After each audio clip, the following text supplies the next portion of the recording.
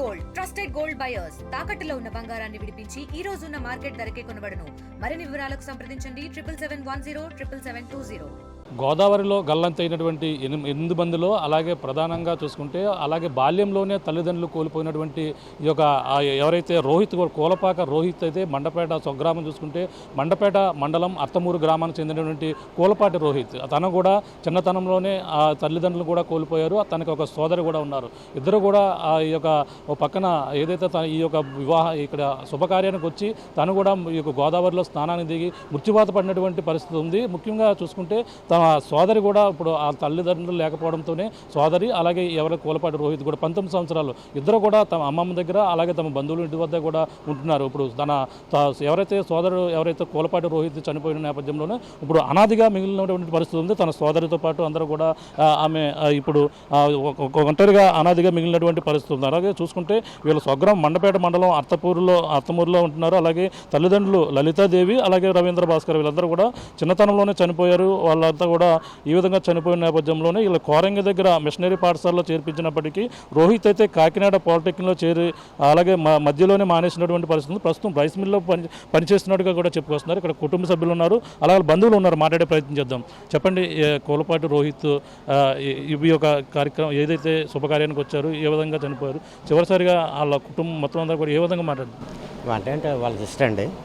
వీళ్ళ తల్లిదండ్రులు చిన్నప్పుడే చనిపోయారు. ప్రస్తుతం పెద్దమ్మ పెద్దనానండి వీళ్ళ దగ్గరే చూసుకుంటున్నారు. కరెక్ట్గా సడన్ ఏజ్ వచ్చి కుర్రోడు జాబ్ చేస్తున్నారు, రైస్ మిల్ చేస్తున్నాడండి. అన్నీ బాగానే ఉన్న టైంలో ఇలా జరిగింది. పాపం అమ్మాయికి ఏమో ఎవరు లేరు. మనోడైతే పవన్ కళ్యాణ్ వీరాభిమాని. ఫస్ట్ ఆఫ్ ఆల్ జనసేన రావడానికి చాలా ప్రయత్నించాడు సార్. మరి ఏమైనా చూసి పిల్లలకైనా సాయం చేస్తే పొద్దున ఆడపిల్లకి. కోలపాటి రోహిత్ ఇప్పుడు అదే నిన్న జరిగినటువంటి ఘటనలో ఎక్కడి నుంచి ఎప్పుడు బయలుదేరారు? పెద్ద అమ్మగారు ఎప్పుడు బయలుదేరారమ్మా? ఎలా చెప్పారు? మండపేట నుంచి 10:30-11 టయానికి బయలుదేరారు సార్. బయలుదేరి సాయంత్రానికి వచ్చాను తను పెద్దమ్మ అని చెప్పేసి బయలుదేరాడు. మళ్ళీ నాకు 4-5 టయానికి వాళ్ళ ఫ్రెండ్స్ అమ్మాయిలు ఫోన్ చేసి ఇలా కనిపించట్లేదు, గోదావరి గట్టుకు వెళ్ళారు ఫంక్షన్ అయ్యాక అని చెప్పేసి ఫోన్ చేశారండి. ఫోన్ ఎత్తప్పడం ఏంటంటే నేను రోహిత్కి ఫోన్ చేశానండి.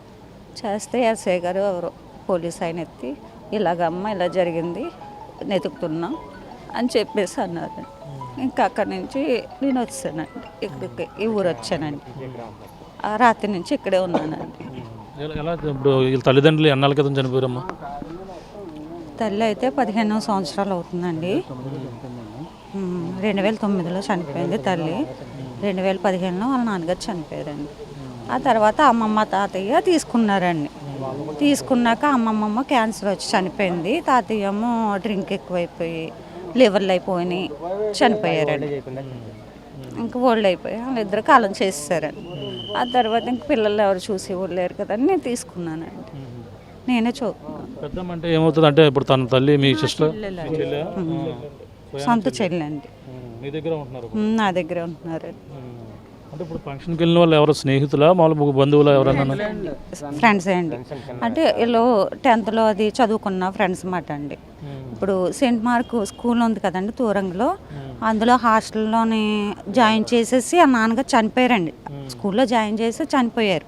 చనిపోయాక వాళ్ళ మేడం గారు సార్ అన్నారు, మమ్మీ ఎవరో చదివించలేము చేయలేము అని అనుకోవద్దు, ఆ పిల్లలిద్దరికి ఖర్చు నేనే భరించుకొని 10th వరకు ఇక్కడే చదివిస్తాం, మొత్తం అంత ఖర్చు మేమే చూసుకుంటామని సెయింట్ మార్క్ స్కూల్ వాళ్ళు చెప్పారండి. సార్ మేడం చెప్పారు. చెప్తే ఇంకా 10th వరకు అక్కడే ఉంచేసాం. ఉంచి సెలవులకి అయ్యి వస్తే అమ్మమ్మ తాతయ్య చూసేవారండి. ఇంకా 10th అయిపోయాక వాళ్ళు కాలం చేసేసారండి అమ్మమ్మ తాతయ్య. ఇంకా నేను తీసుకెళ్ళిపోయానండి. ఇద్దరికి 10thలో అయిపోయాక. రోహిత్కి అయితే 10th అయిపోయాక పాలిటెక్నిక్ చదివాడండి. అందులో జాయిన్ అయ్యాక కొంచెం ఇబ్బందిగా ఉండి తన ఎగ్జామ్ రాయను, నేను ఇంకా చదవను అని చెప్పేసి అన్నాడండి. చదవకపోతే వచ్చేయమ్మా నా దగ్గరికి వచ్చే, ప్రైవేట్గానే కట్టుకొని చదువుకుంది కానీ ఏదో పని చేసుకొని నీ చదువుకు మళ్ళీ తర్వాత నీ చెల్లిని చూసుకోవాలి కదా అని చెప్పానండి. చెప్తే అలాగే పెద్దమ్మ అని చెప్పేసి రైస్ మిల్లో గుమ్మస్తా కింద జాయిన్ అయ్యాడు. జాయిన్ అయ్యి 6 నెలలు 7 నెలలు 8 నెలలు అవుతుందండి దగ్గర. అంటే ఇప్పుడు పవన్ కళ్యాణ్ అంటే వేరే అభిమానం కూడా చెప్పుకొస్తున్నారు అతను రోహిత్కి. అది ఏ విధంగా పంచుకునేవాడు పవన్ కళ్యాణ్ కోసం, తను ఏ విధంగా ఉండాలని ఎలా కోరుకునేవాడు? జనసేన కోసం తిరిగాడండి. అదే పవన్ కళ్యాణ్ అంటే తనకు బాగా ఇష్టం అండి. అందుకని ఫోన్లో కూడా ఫోటోలు అవి పెట్టుకుంటేవాడండి. అంటే వీళ్ళు 10వ తరగతిలోనే పరిచయం. ఇప్పుడు ఏదో కార్యక్రమం జరిగిన అమ్మాయి వీళ్ళందరూ 10వ తరగతిలో అంటే చిన్నప్పటి నుంచి అక్కడ చదివిన 6వ తరగతి నుంచి 10వ తరగతి దాకా అక్కడ చదివారండి. అప్పుడు ఫ్రెండ్స్ మాట అండి వీళ్ళందరూ. చెప్పండి, అసలు ఈ యొక్క రోహిత్కి చూసుకుంటే చాలా అధ్యయనగాథగా ఉందంటే తండ్రి బాల్యంలోనే తల్లిదండ్రులు కోల్పోయారు, ఇద్దరు కూడా అనాథలుగా పెద్దమ్మ దగ్గరే ఉంటుందన్నారు. ఎలా చూడాలంటారు? ఇప్పుడు గవర్నమెంట్ పవన్ కళ్యాణ్ గారు కానీ లోకేష్ గారు కానీ దయచేసి, ఎందుకంటే జనసేన కోసం చాలా కష్టపడ్డాడండి. ఎందుకంటే మాకు అందరికీ ఫోన్ చేసి జనసేనకు ఒకటే మాయ, జనసేన అందరికీ నాకు తెలిసి అందరికీ చెప్పి జనసేన తిరుగుతున్నాను మాయ, పవన్ కళ్యాణ్ గారు వస్తే మన అందరికీ బాగుంటుందని చెప్పి అందరికీ చెప్పేవాడండి. కాబట్టి పవన్ కళ్యాణ్ గారు కానీ లోకేష్ గారు కానీ కటాక్షించి పిల్లలకి ఏదైనా దారి చూపిస్తే, ఎందుకంటే పిల్లలకి ఇంకెవరు లేరండి, అనాథ అయిపోయింది. దయచేసి లోకేష్ గారు కానీ పవన్ కళ్యాణ్ గారు కానీ జనసేన కోసం తిరిగారు కాబట్టి కొద్దిగా ఏదైనా దయచేసి కటాక్షించి పిల్లలకి ఏదైనా దారి చూపిస్తారని కోరుకుంటున్నామండి. మా అన్నయ్య చివరిసారిగా నీతో ఏం మాట్లాడారు? ఫంక్షన్కి వెళ్ళేటప్పుడు మీతో ముందు మాట్లాడారు? మీతో మాట్లాడలేదు. ఎలా ఉండేవాడు అన్నయ్య? మరి ఏమని చెప్పేవాడు నీతో? ఏం చెప్పేవాడు కాదు, ఏం మాట్లాడలేదు నాతో ఫంక్షన్కి వెళ్ళాను. మీరు ఎక్కడ ఉన్నారు అన్నయ్య? మీరు ఇద్దరు కలిపి మీరు ఎక్కడ ఉన్నారు? ఎవరి దగ్గర ఉంటున్నారు? మా పెద్దమ్మ వాళ్ళ దగ్గర. మరి అన్నయ్యకి పవన్ కళ్యాణ్ అంటే బాగా ఇష్టమని కూడా చెప్పుకొస్తున్నారు. ఆ పవన్ కళ్యాణ్ కోసం మీతో ఏమైనా మాట్లాడేవారా? నాతో ఏం మాట్లాడేవాడు కాదు, నాతో చాలా తక్కువగా మాట్లాడేవాడు, నాకేం చెప్పేవాడు కాదు.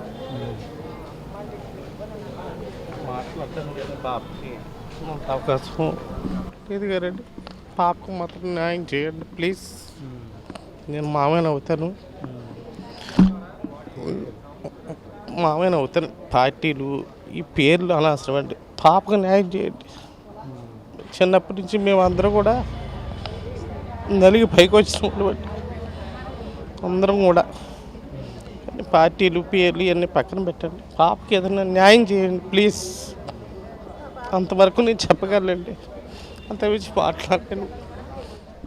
ఇక్కడ హాస్పిటల్ వద్ద అయితే హృదయ విదారక ఘటనగా అయితే ప్రధానంగా ఉందని చెప్పాలి. చాలా కన్నీటి పదం, అంటే ఇలా గాథను వింటుంటేనే మనకి కూడా కంటతడి కూడా వచ్చే విధంగా కూడా చాలా బాధగా ఉన్నది. ఎందుకంటే ఎవరైతే కోలపాటి రోహిత్ ఎవరైతే 19 సంవత్సరాలు తన బాల్యంలోనే తల్లిదండ్రులు ఇద్దరిని కూడా కోల్పోయిన నేపథ్యంలోనే పెద్దమ్మ వద్దనే ఉంటున్నారు. ఈ నేపథ్యంలోనే తన 10వ తరగతిలో స్నేహితులుగా ఉన్నారు, అలాగే 6వ తరగతి నుంచి కూడా ఉన్నారు.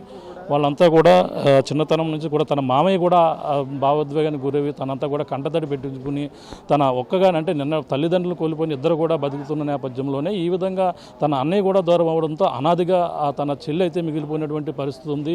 తన పవన్ కళ్యాణ్కి అయితే వీరాభిమానిగా తిరిగేవారిని కూడా కుటుంబ సభ్యులు కూడా చెప్పుకొస్తున్నారు. అలాగే ప్రధానంగా చూసుకుంటే తను ఈ విధంగా వచ్చి అలాగే సరదాగా ఈ యొక్క శుభకార్యానికి హాజరైన తర్వాత గోదావరిలో ఈ విధంగా స్నానాన్ని దిగి ఈ యొక్క 8 మందిలో ఇతను కూడా రోహిత్ కూడా మృత్యువాత పడిన పరిస్థితి ఉంది. ఇప్పుడు ప్రస్తుతం గాలింపు చర్యలు చేపట్టినప్పటికీ మృతదేహం అయితే ఇప్పటికే లభ్యమైంది. ఇప్పుడు ఏదైతే ముమ్మడివారం ప్రభుత్వ ఆసుపత్రికి అయితే తరలించి పోస్ట్ మార్టం అయితే చేస్తున్నారు. ఇక్కడ అంతా కూడా నిన్న నుంచి కూడా తన చెల్లి ఈ విషయం తెలిసిన కాంచి కూడా తను ఇప్పుడు కూడా మంచినీళ్ళు కూడా తాగలేదని కూడా కుటుంబ సభ్యులు కూడా చెప్పుకొస్తున్నటువంటి పరిస్థితి ఉంది. తన అన్న లేడు అనే ఒక చేదు నిజాన్ని తను జీర్ణించుకోలేని పరిస్థితి. అలాగే కుటుంబ సభ్యులు తన మామయ్య అయితే కంటితడ పడుతున్నటువంటి పరిస్థితి. అలాగే బాల్యంలో ఇద్దరు కూడా తల్లిదండ్రులు కోల్పోయి ఈ విధంగా అనాథులుగా ఆ పెద్దమ్మ వద్ద ఉంటున్న పరిస్థితి. ఈ యొక్క మండపేట మండలం ఏదైతే ఉందో అత్తమూరు గ్రామంలోనే వీళ్ళ నివాసం ఉంటున్నటువంటి పరిస్థితి. ఈ యొక్క ఘటన జరిగిన నేపథ్యంలోనే ఈ యొక్క ఘటనలో ఈ యొక్క రోహిత్ చనిపోవడంతో అన్న లేకపోవడంతో ఇప్పుడు మళ్ళీ పెద్దమ్మ వద్ద ఒంటరిగా తన అనాథిగా మిగిలిపోతున్నటువంటి పరిస్థితి. చాలా దీనగాథ. తన మామయ్య అయితే ఏదో విధంగా తనని ఆదుకుని తనకి ఏదో విధంగా తనని ఆదుకుంటే బాగుంటుందని ప్రభుత్వం కావచ్చు, అలాగే పవన్ కళ్యాణ్కి వీరాభిమానం కావచ్చు, పవన్ కళ్యాణ్ కూడా ఆదుకుని తనకైతే అండగా ఉంటే బాగుంటుందని కూడా పలువురైతే ఈ విధంగా కోరుకుంటున్నటువంటి పరిస్థితి. ఈ యొక్క గాథ వింటుంటే అందరూ కూడా కంటతడి. ఇక్కడ ఉన్నటువంటి హాస్పిటల్లో ప్రాంగణం అంతా కన్నీరు మున్నీరుగా ప్రతి ఒక్కరు కూడా 8 మంది కుటుంబాలకు సంబంధించిన వారందరూ కూడా ఇక్కడికి వచ్చి ఈ రోధిస్తుంటే మొత్తం ఆలయ ప్రాంగణం అంతా కూడా ఈ శోక సందర్భంలో ఇక్కడంతా మునిగిపోయిందని మనం ప్రధానంగా చెప్పవచ్చు. ఇది కూడా ఉన్న తాజా పరిస్థితి. కెమెరా అనిల్తో ప్రకాష్, RTV, ముమ్మడివారం ప్రభుత్వ ఆసుపత్రి నుంచి. ఇండియా పాకిస్తాన్ ఉద్రిక్తతలపై లేటెస్ట్ అప్డేట్స్ కోసం డౌన్లోడ్ చేసుకోండి RTV లైవ్ యాప్.